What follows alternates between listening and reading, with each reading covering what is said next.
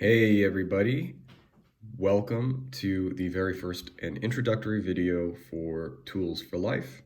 This is a channel that is going to be discussing various topics that I think are going to be useful for everyday people in various situations. The idea where I got this idea to start this channel was basically from a forum. I posted in that forum that, hey, I'm a cybersecurity professional, ask me anything. And the response was better than expected. I got some people who were interested in me creating a channel because I thought that would be the easiest way to answer their questions. And people were actually very positive and very welcoming, which I like because with this whole situation about how we've limited our social activity, it gives me the ability to interact with good people from around the world. And so far, the interactions with people have been very pleasant and positive, which is something I like. You know, it's really, really nice. I'm not much of a drinker, and I don't really go out to restaurants too much because I live way out in the middle of nowhere, and there aren't too many restaurants to go out in. So, you know, this is a way for me to interact with people socially and also provide some value to them. And with that, you see some books here, and they're there for a reason. I'll get into that in a minute. But since people are going to be asking a lot of cybersecurity based questions, and I'm going to be showing other things on the channel, I'm just going to introduce myself from a professional and personal um, aspect so that you understand who I am, where I'm coming from, why I can give this information, why I'm even qualified to even talk about the stuff, and so on. So basically, I've been interested in technology my entire life. It has been something that I've been passionate about. I've always been like, well, when I was a kid, I was a bit mischievous, and I used to tinker with stuff that I had no business messing around with, and it got me into trouble a few times.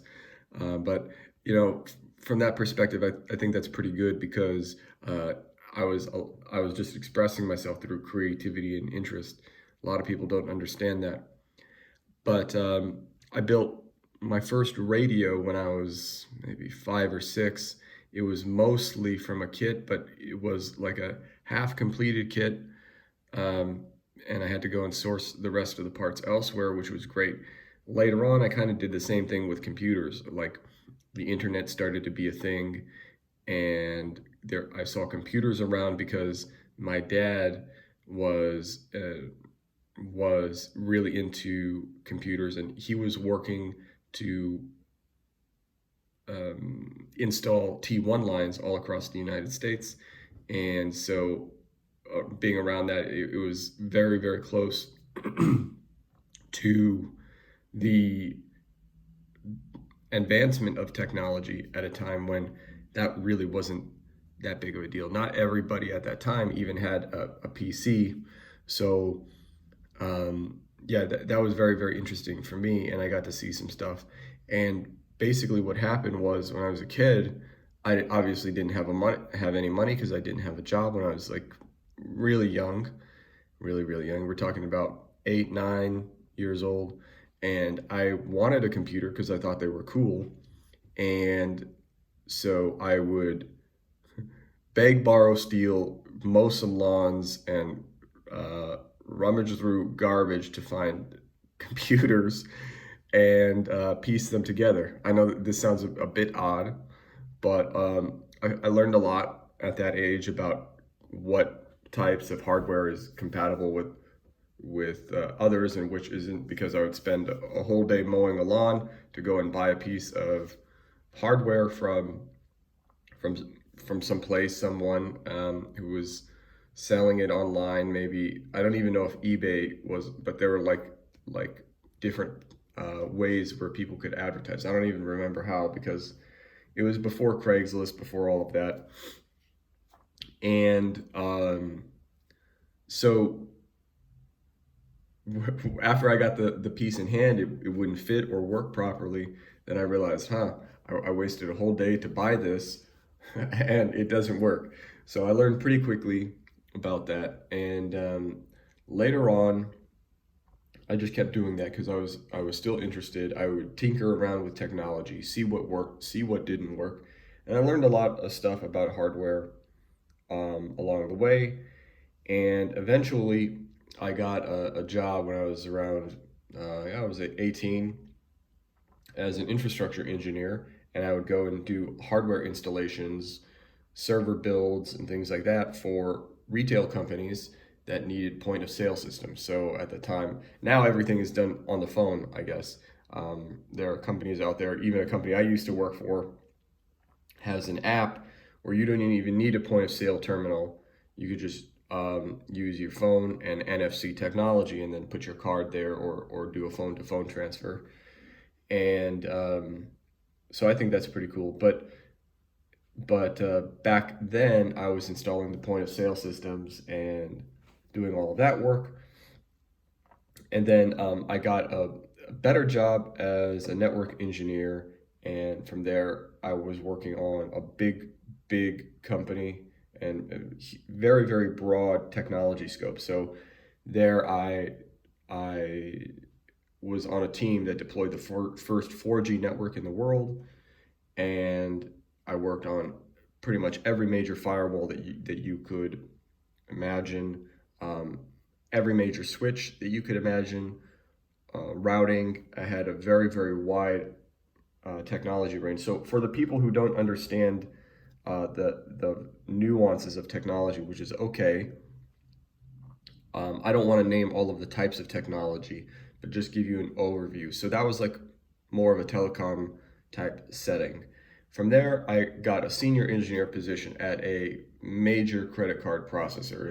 It's at the time, in various markets, it was the biggest in the world, and they've since undergone merger and acquisition, divestiture type agreements. And I was there when the company went public, and I was actively involved with senior management at that time. There were a lot of issues going on with regard to the stability of the IT services there, and because it was a multinational company and I speak multiple languages, spoke the local language and English, a lot of the management didn't. And so not only was I capable from a technology perspective, but I could communicate that effectively to senior management, which was very important for them.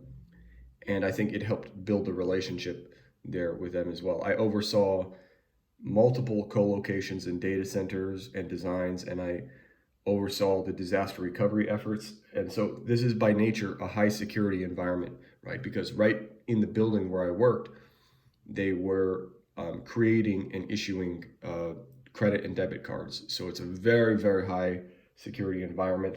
And by nature, a lot of things come along with that.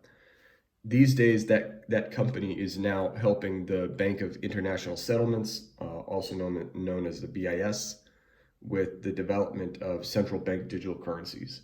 So after that, I got a job at another massive multinational company, very well known. It's been in the news now for their dramatic shift in business. You guys can probably guess that.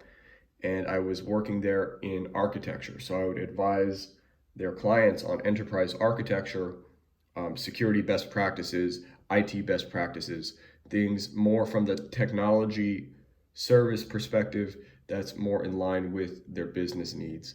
And when you're thinking about cybersecurity, you always need to consider the business as the primary consideration, right? What kind of protection needs does a company actually have, versus another one, right? You can't compare a large multinational and a small mom and pop retail company and say they have the very same cybersecurity needs. It's totally different. And from there, I was in charge of developing these security architectures, programs, and policies for banks, and also developing IT implementation. So we had a large chemical company come to us, and I was working with a colleague on this, and we had beat out Cisco on an RFP for deploying a large network implementation. That was at that time, this was several years ago. The pilot program was worth $100 million, so it was quite a sizable project, and it was deployed in maybe 80 countries or something like that, a large amount of countries. That part of that RFP required me to build and develop a laboratory because there wasn't a budget for building the RFP.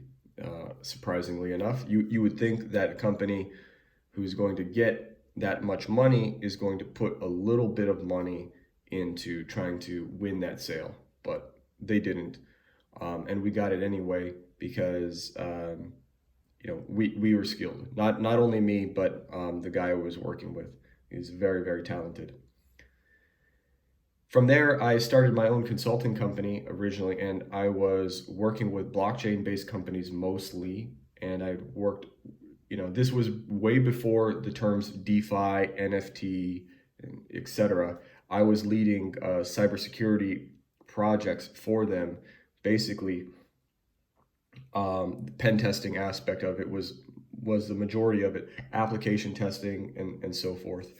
And I worked on projects for companies that were NFTs before the term NFT existed.